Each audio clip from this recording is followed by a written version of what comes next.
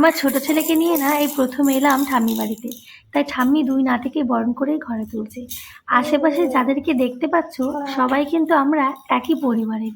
আমরা এসছি বলে সবাই আমাদেরকে দেখতে এসছে। আর পাশে দেখো আমার ছেলে ভয়েস ওভার দিচ্ছে। সে যাই হোক না কেন, নাতি হওয়ার খুশিতে তো সবাইকে মিষ্টি মুখ করাতেই হবে। তাই আমি বলেছিলাম আমি যেদিন যাব সেদিনই সবাইকে না হয় মিষ্টি খাইও। এর মধ্যে আবার মা ভেবে রেখেছে আমরা আসলে বাড়িতে ছোট করে একটু কীর্তনের আয়োজন করা হবে। সেই মতোই আমরা এসছি পরেই মা কিন্তু বাড়িতে কীর্তনের আয়োজন করেছে।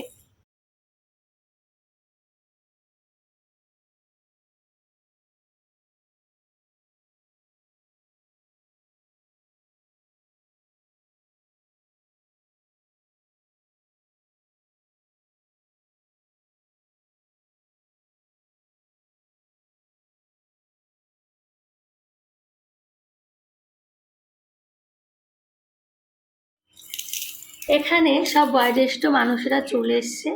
আমার দুই ছেলেকে না মন ভরে আশীর্বাদ করেছে। একটা মা হিসেবে এর থেকে বড় পাওনার কি হতে পারে বলো তো। এখানে যার জন্য এত আয়োজন সে তিলক পরে চুপটি করে মায়ের কোলে বসে আছে। ও জন্মের পরে না ও এই প্রথম এত লোকজন দেখলো, কিন্তু ওর কোনো রকম কোনো উত্তেজনা নেই। ও সবার কোলে কোলে যাচ্ছে, যেখানে পারছে সেখানেই ঘুমিয়ে পড়ছে, আর একটু বিরক্ত করেনি। সবাই বলছিল ও ভীষণ ঠান্ডা। আসলেই না, ও কিন্তু ভীষণ শান্ত। শুধু ওকে ওর সময় মতন ওর খাবারটা দিলেই হলো। এমনিতে ও জন্মের পরের থেকে ব্রেস্ট ফিড করেনি। ওকে শুধু ফর্মুলা মিল্ক দিয়েই কিন্তু মানুষ করছি। এখানে দেখো ঠাম্মির কোলে কীর্তনের মধ্যেখানে ওরা কিন্তু একটু নাচও করেছে। এত ভালো অনুষ্ঠানটা যে হয়েছে না। তার পরের দিন ছিল দ্বাদশী।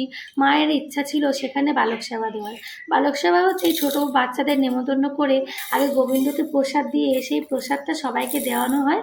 আর প্রসাদের শেষে সবাইকে কিন্তু 10-5 টাকা যে যেমন পারে দক্ষিণা দেয়। আমার গ্রামে কিন্তু এই চলটা এখনো রয়েছে।